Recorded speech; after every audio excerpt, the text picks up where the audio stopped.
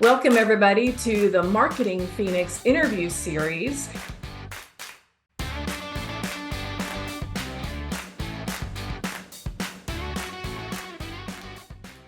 Today, I am delighted to have my friends and colleagues, Martha MacPherson and Cheryl Wilson Griffin, as our guests on our show today. So welcome, ladies. Excited to have you here. Hello. Hi, thanks. We're excited to be here too. So ladies, if you don't mind, take 60 seconds and tell our audience a little bit about yourself and your background and your current role. Let's start with Martha, if that's okay, and then Cheryl will punt to you. Martha? Yeah, sure. Thanks so much. So I've been in marketing for 25 years. I spent half of my career in sales and the other half in marketing, which has definitely made me a better marketer. I am currently working for a legal tech startup called eDiscovery Assistant as a chief marketing officer.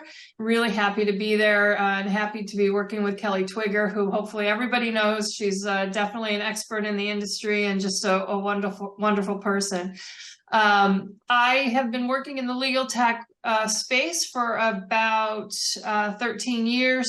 I started with D4 when they were a really small company and helped grow them to the point where we were acquired by Special Counsel, and then they were acquired by Concilio, and then a few other companies until I got here at eDiscovery Assistant. So I'm really happy to be here, and thanks for doing this, Melissa. Absolutely. Cheryl? Excellent. Thanks for having me. Yeah, so Cheryl Wilson Griffin. I am the CEO and the principal consultant at Legal Tech Consultants, a company that started in 2000 and is focused on bringing together legal tech and process, basically. I have 20 years in the industry. Maybe it's more, but I'm rounding down to 20 now because I'm not trying to appear older than I currently am. And really focused on both buying and selling. So I've been on the big law side through Kirkland and Mayer Brown and King and Spalding, and then have been on the startup side through a couple of different startups, several of which have been acquired, although none by Concilio, LexisNexis, or Thomson Reuters. I don't know how that's possible yet, but right now, where I'm focused is working with startups and small and mid-sized law firms to either work tech into their practice or to align their strategies to the real world of legal. And I'm really happy to be here. Thank you for having me, Rogo. Absolutely. And I've met both of you in the last couple of years because of technology and the pandemic and the remote work from home. So ladies and gentlemen, the reason we're having this conversation is because we want to touch on, there seems to be some questions about 4 components and pillars, very critical, important pillars of what marketing is and what it isn't. So we're going to talk about marketing from the point of what is brand awareness, demand generation, lead generation and or conversion, and analytics reporting. So each one is for, especially with all 3 of us working for startups, each one is very important. You really have to have brand awareness first. You cannot do the others until you have brand awareness. Nobody knows who you are. They're not going to trust you, or they're not going to buy from you if they don't know who you are. But I don't want to go down that rabbit hole just yet. And that's really what brought us together, is because there were some questions and conversations and misunderstandings that I think all 3 of us were seeing from, the startup world in general. And then I posted something actually from a competitor, and Cheryl and Martha both jumped on. We had a conversation on LinkedIn about it.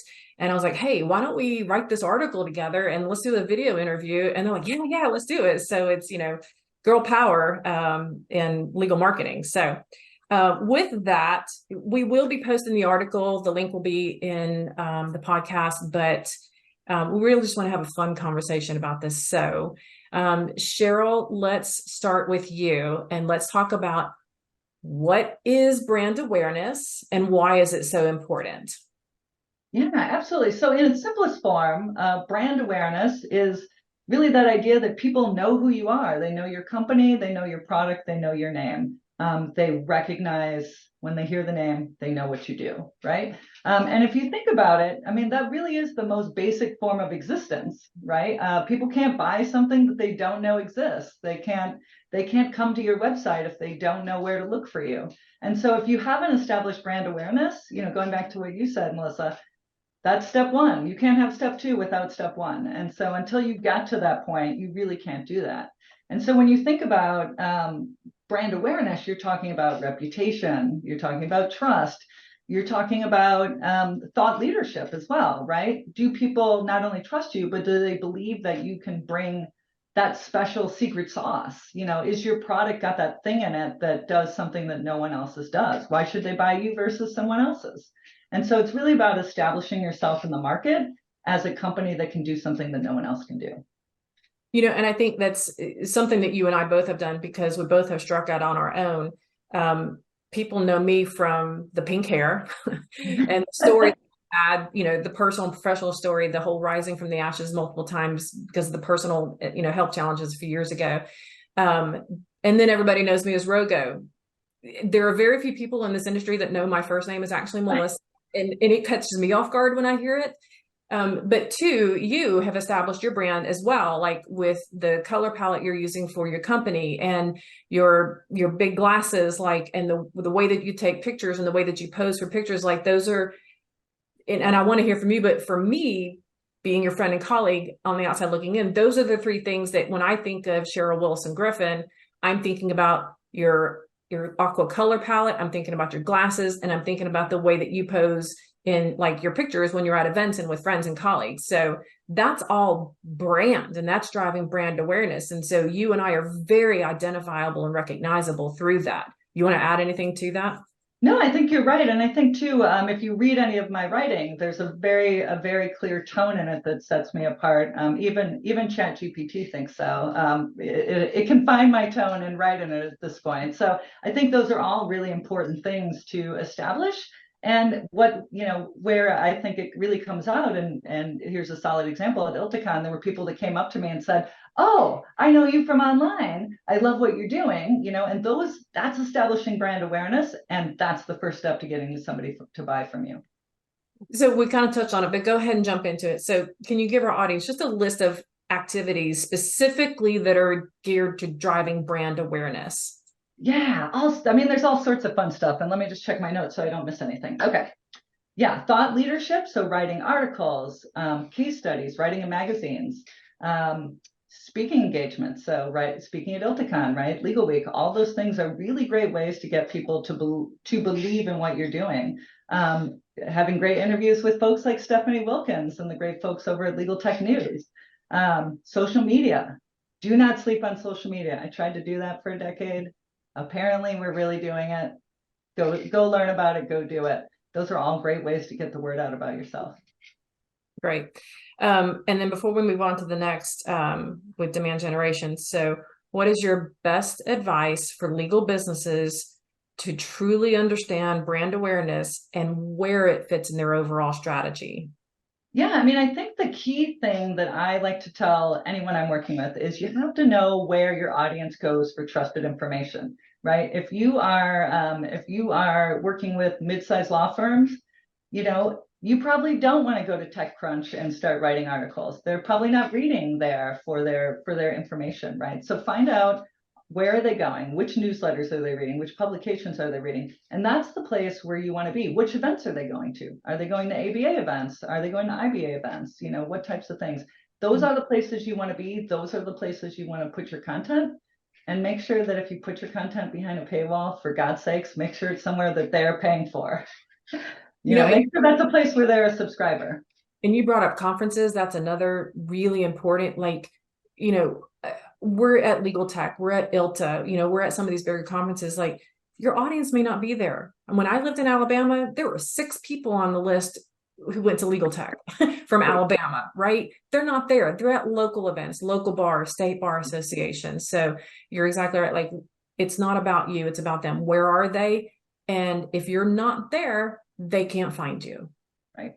So, Martha, demand gen, let's talk about this. So I think one of the big questions I really want to ask and hear from you is what is demand generation and lead generation, and what are the differences? Sure. Well, you know, as we all know, that demand generation and lead generation, they both play a crucial role in the growth of the company and revenue growth. I think that they are one of the most important functions of a marketing team. And while they're interrelated, demand and lead generation serve really distinct roles in the customer acquisition process. Demand generation encompasses broader marketing activities aimed at driving awareness. So it kind of falls into the brand awareness category as well, and interest in your products or services. And then lead generation is explicitly focused on capturing and collecting the information of these high quality contacts. So getting them to give you their email address, their name, their company, and their title, so that those can then be directly passed on to the sales team for further engagement and hopefully conversion. So let's talk about the kinds of activities that each encompasses, because and I've actually got a follow-up question that's, on that I'm going to piggyback on this. But so for demand generation, we're piggyback on brand awareness. You have to have brand awareness first, right? So demand generation, and what are the activities that goes along with demand generation? And then how are you actually going to get them to give you their information for lead generation? Right, sure. So for demand generation, what I've focused on for most of my career are things like blogs. Have a really good blog and make sure it's consistent. So just setting up a blog and having one every month or 4 weeks, or 4 months, whatever it may be, you just want to keep it consistent and get people to subscribe to it. So blogs, podcasts, videos like this video, and your podcasts. I think PR also falls into this, PR and media relations, SEO and paid advertising. Anything that caters to the pain points of the audience kind of fall into this category. All really strategically designed to nurture the buyer's relationships over time and establish that thought leadership. So I want to touch a little bit on lead generation, because we know now, because of technology and because of the pandemic and how it forced an evolution, right? Buyers and clients and prospects are taking themselves much further on their own journey before they ever reach out. We're seeing statistics of at least 70% up to 80%. Like, they are getting themselves almost all the way to your door. And by the time they contact you, they know what they want. They know what their budget is. They're really just kind of fine tuning and want your help on how to make that decision one way or another. And one of the things that I saw was, and it's something that I posted, is kind of what started this conversation, is being very careful about what you're putting behind, what's the word I'm looking for, Martha? The lead generation, like Gated content. And I saw this 4 years ago when I started RPC. I knew that paid advertising was going to have a problem. And I remember telling people, if you don't learn how to do organic marketing and really understand the buyer's journey, and know that, especially in B2B, this takes time. If you're relying on paid, you're going to have a problem in a few years, not only because of the data privacy laws and all the trouble that Facebook and Google were getting into, and all the millions of billions of dollars that they have been fined by governments all over the world, right, for misappropriation of the data they're collecting.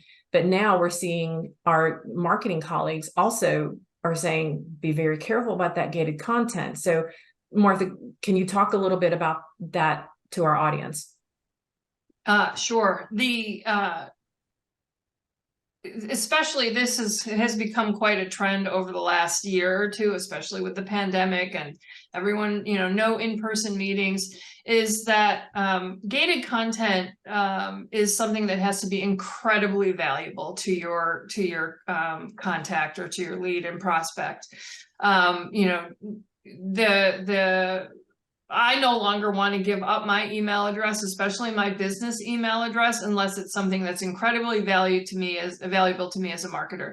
So, I think we're seeing a trend where ebooks and shorter white papers and infographics are no longer gated. You want to gain the trust of the lead, of the contact, before they have to give over their information, before they, as I like to say, reveal themselves to you. So Just recently we released a 60-page guide. I called it an ebook, but it's really not an ebook. It's 60 pages. And that is definitely something that should be gated. That is incredible, valuable information. And people are willing to give up their contact information for that. So I think that you just have to really decide how the information, how important it is to your prospect and what value it gives to them before you decide to gate it. And it's definitely, like I said, definitely a trend where things are becoming less gated, if you will, and giving away, quote unquote, giving away more thought leadership content. That's definitely the trend, and I think it's going to continue. And we're going to punt to Cheryl here in just a second too, but value, you brought up that word, and that's something I'm reading about too. Like, because if you gate something and once they give you their information and download it and it doesn't offer them the value that it promised to, you lose. Yeah. It's ice, you're done. Right. And not only are you done with them, but if they talk to others, like, that's a real problem. Don't set up gated content just to get the information. You have to give them something of value, because if you don't, it's going to backfire on you. Cheryl, jump in. And you're going to lose their trust too. Sorry. You'll lose their trust as well. Yeah. Exactly right. So, and when you think about what you're gating, right? So I think value is exactly one of the questions he asked. The other question is purpose, right? Like, what are you trying to do with it, right? So is the goal to collect names? Are you trying to generate leads? Or are you actually doing it for brand awareness, right? So I just released the definitive guide to legal tech startups, 40 pages, 44 startups, a bunch of great thought leadership content. And so I did a little experiment. I really produced that for brand awareness, but I put it gated, specifically actually for this interview, because I wanted to see what would happen. 49% of the people who came to the page did not proceed through the gate. I've since removed the gate. That's an interesting. Yeah, but even for that much content, and we had, it's great writers. We've had plenty of previews in it, and I've gotten great feedback on it. That much drop off. And so really, I think about the purpose of it. What are you trying to do? Do you really need and want those names? And if what you're trying to do is increase brand awareness and it's not really lead gen, don't gate it. I like what you said. Do you really need the names? Cheryl, that's so smart. You're right. Because like, especially with startups, like, do you really need the names? And what names are you trying to collect and why? Okay. Right. Because and this is a whole other conversation, but if you don't know who your target buyer is, your ideal client, it's called ICP or buyer persona, your ideal client persona, your buyer persona. Like, you need to put some work into understanding who your ideal client personas are first before you can create content. You can't just create things for the sake of collecting names and because you need them. But then the other flip side too is, like, the three of us are seasoned veterans in this industry. And, each one of us, I've worked my butt off networking organically.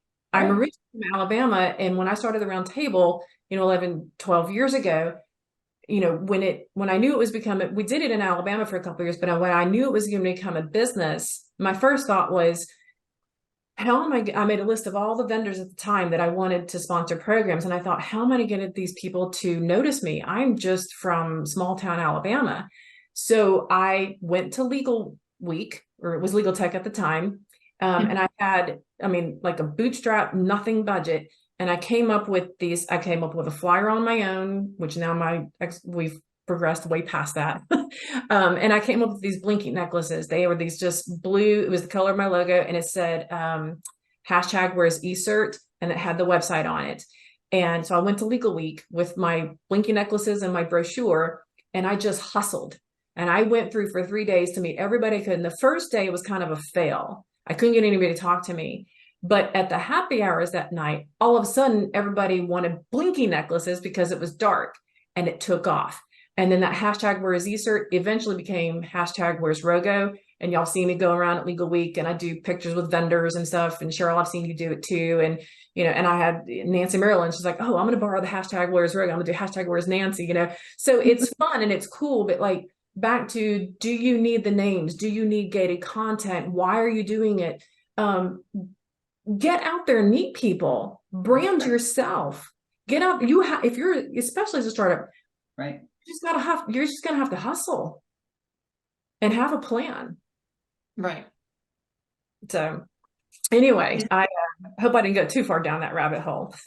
Do you have any more of those blinking necklaces? I know. I'm Every always time a I sucker find one for it. stashed in a pocket somewhere. But yeah, maybe next time with the Phoenix, we'll have one that blinks like 5 different colors, right? There you go. So, okay, before I move on, anything else we want to talk about? The difference between demand generation and lead generation. Loving the conversation on gated content and lead generation. And you can't just rely on that. You've got to hustle and just put yourself out there and go meet people and talk to them. And you've got to have intelligent things to talk about. You've got to understand what their goals are, what their pain points are in order to have that conversation. So let me stop there and ask ladies, jump right in. Anything you want to add to that? I think that, and I don't know if we're going to jump into this later, but I think, or I know that one of the most important factors in all this is sales and marketing alignment. You have to make sure that the marketing and sales team are fully aligned. So, you know, the sales team trusts those leads when you pass them over. They trust that they are qualified and they're not going to waste their time, because we all know salespeople, time is money, and they don't like to waste their time. So one of the things I did a long time ago at D4 is we created an SLA, a service level agreement, that both sales and marketing department had to sign. So we agreed of what a qualified lead is, how long they had to take to follow up on it, what they had to do in Salesforce, and it really worked, and it really helped move the leads along to conversion. Let's talk about that, the difference between MQLs and SQLs, because I've had clients ask me about that too, and they think brand awareness is supposed to be generating the gated leads that are going to buy from them. Okay, so there's a disconnect there. There's definitely a gap between the two. So Martha, start in, and then Cheryl, jump in. What are MQLs and SQLs? What's the difference? Yeah, sure. So MQL is a marketing qualified lead that the marketing team has designated as most likely to become a customer compared to the other leads that you have. So this is designation is typically determined by if you're lucky enough to have a marketing automation that does lead scoring. So it could be done by their lead score, or, you know, the CTAs that they click on, the pages that they visit, specifically a pricing page. Have they visited a pricing page? The content they've downloaded, interactions with social posts and other actions. So it's really then the sales qualified lead. Sorry, I'm gonna have to edit this out. I got to turn off my. Sorry about that. Sales qualified lead is a prospective customer that's ready to talk to the sales team. So, and it really does depend on the marketing department has to help and determine that if they are ready to talk to the sales team, if they are an ideal customer profile, do they have the budget? Are they ready to talk about the purchasing decisions and the cycle? So they've expressed enough interest in your product or service that they're ready to be moved to the salesperson. And you know, it's vital not to operate these in two silos. You know, in a cohesive marketing strategy, your demand generation tactics would feed into your lead generation goals. So for instance, an educational webinar, which is demand generation, could also then include a call to action for a free trial of your software. I like to do surveys at the end of webinars or CLEs like that. We used to do them with the roundtable, and then I do them for clients, and I'm with the Miami-Dade Bar Association. We're doing them there too. And then have the attendees fill out a survey, and don't make it invasive, like 5 or 6 questions. How was the program? You know, what other topics would you like to hear? And then there's a question or two in there about, you know, what basically is a buyer persona question. Which role are you? And then another one, do you want additional information on, and you give them a specific list. And that's a way to bridge that MQL to an SQL. Cheryl? Yeah, I mean, well, and I love that. It's kind of getting them to raise their hand, right? They're opting in at that point, which is like the cleanest way to get a nice clean lead, right? I think too, the other thing I like to think about as I'm thinking about leads or demand or lead generation and thinking about the hustle too, Rogo, that you were talking about, is I always think back to the Blues Traveler song, The Hook, right? The hook brings you back. And so going back to running around and meeting people, whether you're sending emails, whether you're doing events, what's the hook that hits that customer persona, that target persona that you're going after? It's not the same for every single person that you're going after. So that's something really important. It might be different if you're talking to a big law firm or a small law firm, a chief innovation officer, someone further down, maybe someone in IT has a different perspective. So it's really important to have that hook be the right hook for the ear of the person that you're listening to. Agreed. Yeah. Totally. I totally agree. I think that this could probably be a whole separate webinar, but making sure that you create buyer personas and, each buyer persona has a different hook, right? A small law firm versus, in-house counsel. So that's also really key. I totally agree. Yeah.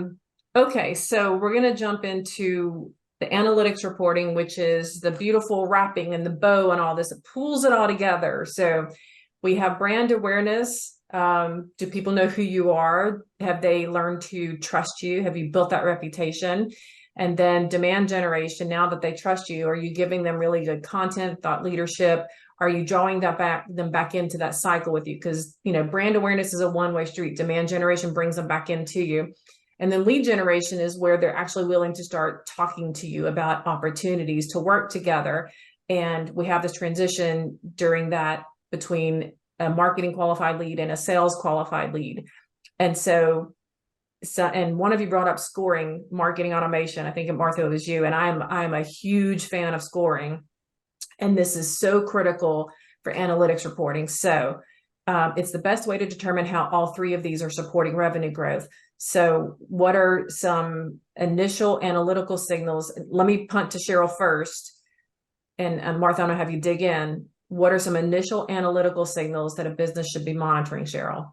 Yeah, so I mean, you want to hook analytics up to really anything that you're doing that's public facing, right? So think about your website. It can be as simple as Google Analytics that's free. That's a good starting point, right? HubSpot has great tools in it, whatever your CRM is, right? Hook that up as well.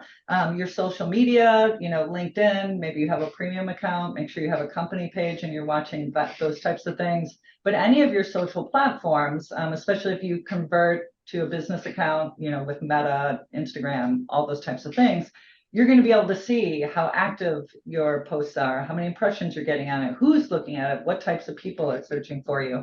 And those things tell you whether or not, one, your message is landing, right? Are people coming to you? Are the right people coming to you for the right things?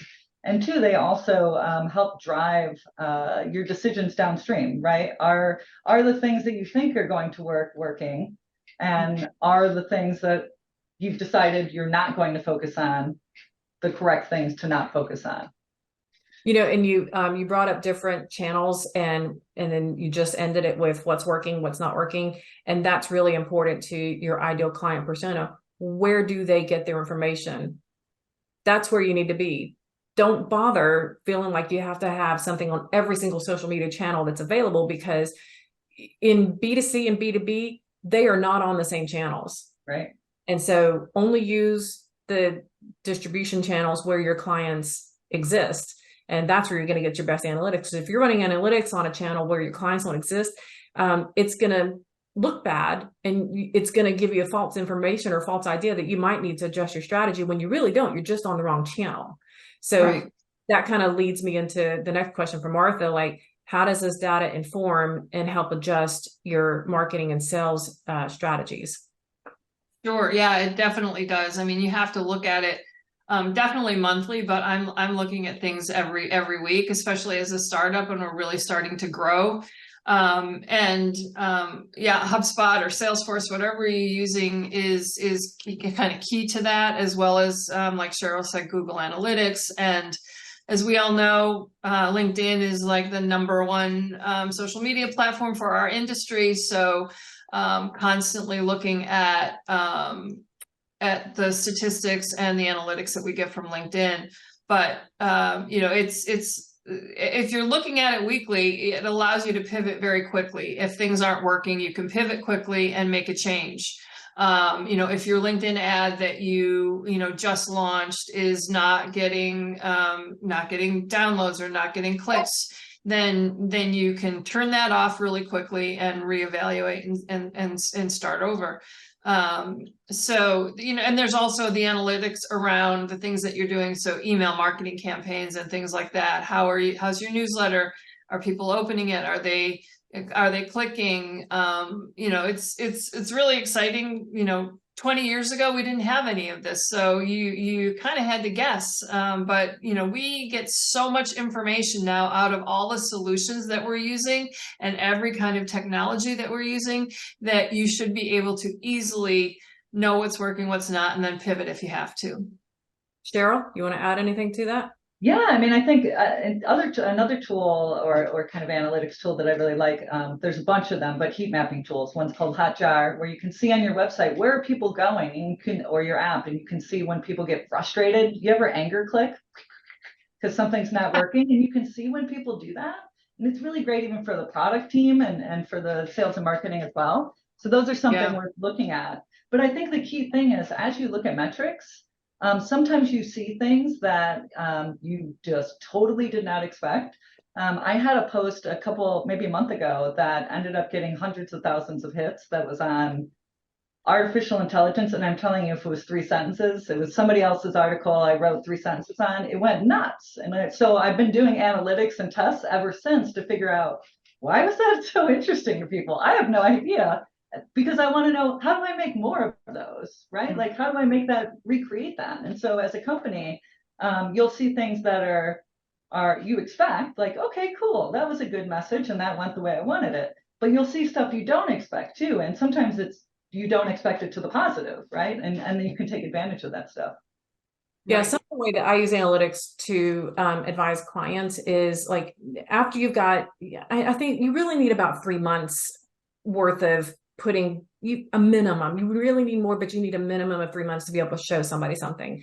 And like for, like email campaigns for the sales team, first of all, making sure that the whole tech stack is integrated. Like we're talking about the different tools, like make sure your website is integrated with your CRM, your email campaigns is integrated. Everything needs to be feeding into the CRM.